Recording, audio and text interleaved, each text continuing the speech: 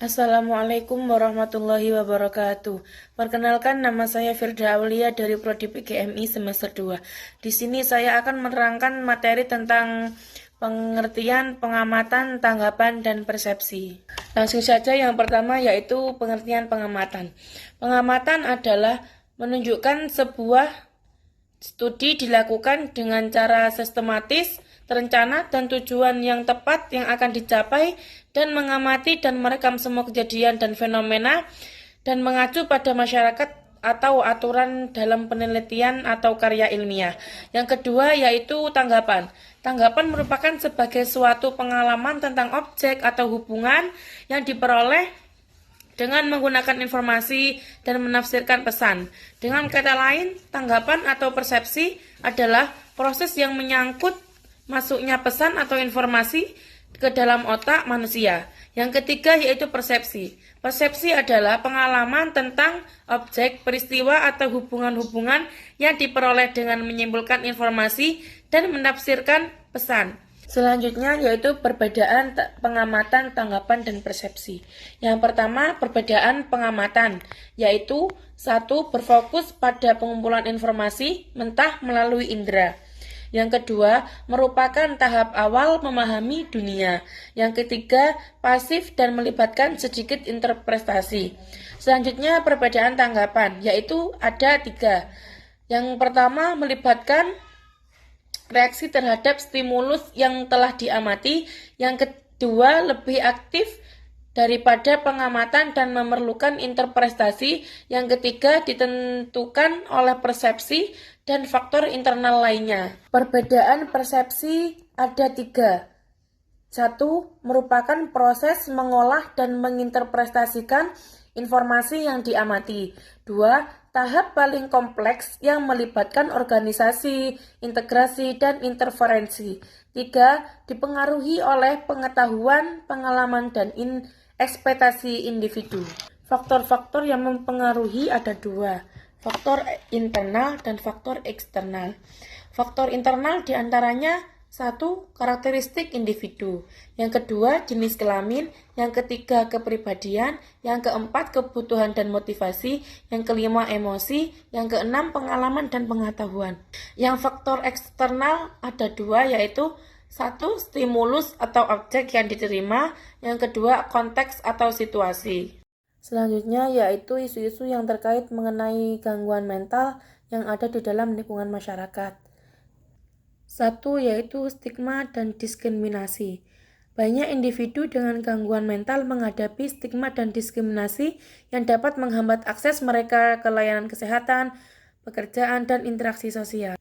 Yang kedua, kurangnya akses ke layanan kesehatan. Di daerah, terutama di daerah kecil terpencil atau kurangnya berkembang, akses layanan kesehatan mental yang memadai seringkali terbatas. Yang ketiga, kekurangan pendidikan dan kesadaran. Kurangnya pengetahuan dan pemahaman tentang gangguan mental dapat mengarah pada kesehatan persepsi dan pengobatan yang tidak tepat. Yang keempat, dampak ekonomi dan sosial. Gangguan mental dapat mempengaruhi kemampuan seseorang untuk bekerja dan berfungsi secara sosial yang dapat mengakibatkan beban ekonomi dan sosial yang besar lagi bagi individu dan keluarga. Selanjutnya yaitu krisis kesehatan mental dan krisis sosial. Kondisi seperti stres berlebihan, kemiskinan, dan kekerasan rumah tangga dapat memperburuk tanggapan dan persepsi masyarakat mengenai isu-isu gangguan mental, yaitu satu, kurangnya kesadaran dan stigma yang membandel. Yang kedua, mulai munculnya penerimaan namun belum merata. Yang ketiga, ketimpangan pengetahuan antar kalangan. Yang keempat, tanggapan yang berubah karena pengalaman pribadi. Yang kelima, kecemasan terhadap akses dan biaya. Yang keenam, kebutuhan akan dukungan sosial. Cara merubah tanggapan dan persepsi masyarakat yang sudah membudaya. Di antaranya, satu, edukasi dan kampanye publik. Melakukan kampanye dan edukasi publik secara masif untuk meningkatkan kesadaran masyarakat tentang kesehatan mental. Kampanye ini dapat menggunakan berbagai media, yaitu seperti televisi, radio, media sosial lainnya, ataupun seminar. Selanjutnya, menyebarkan informasi yang akurat dan mudah dipahami tentang gangguan mental, gejala-gejalanya, faktor penyebabnya, dan cara mengatasinya. Menekankan bahwa gangguan mental adalah penyakit yang nyata dan dapat diobati, dan bahwa penderita gangguan mental tidak boleh didiskriminasi atau didiskriminasi. Yang kedua yaitu melibatkan berbagai pihak, seperti pemerintah, organisasi, non-pemerintah, komunitas, dan media massa dalam upaya edukasi kesehatan mental, melatih para tenaga kerja seperti dokter, perawat, bidan untuk mengenali tanda-tanda gangguan mental dan memberikan rujukan yang tepat. Yang ketiga, meningkatkan akses layanan kesehatan mental. 1. Meningkatkan jumlah psikolog, psikiater, dan tenaga kerja mental lainnya. Yang kedua, memberikan subsidi atau jaminan kesehatan untuk layanan kesehatan mental. Yang ketiga, mempermudah proses rujukan ke layanan kesehatan mental. Keempat, yaitu membangun budaya peduli dan dukungan.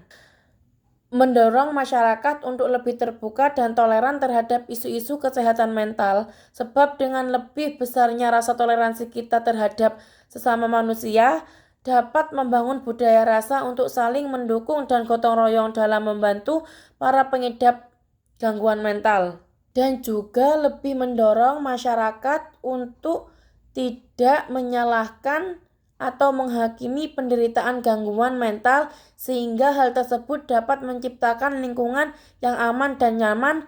Yang kelima, pemanfaatan teknologi dan media sosial, yaitu memanfaatkan teknologi dan media sosial untuk menyebarkan informasi dan edukasi tentang kesehatan mental dengan menggunakan teknologi yang canggih pada arah saat ini, maka hal tersebut dapat membantu kita dalam memperluas informasi mengenai cara penanggungan terhadap orang yang mengidap gangguan mental. Perubahan membutuhkan waktu dan usaha yang sangat lama atau berkelanjutan dengan komitmen dan kerjasama dari berbagai pihak. Kita dapat membangun masyarakat Indonesia yang lebih sadar dan suportif, inklusif para penyintas gangguan mental. Sekian materi yang dapat saya sampaikan, kurang lebihnya mohon maaf. Wassalamualaikum warahmatullahi wabarakatuh.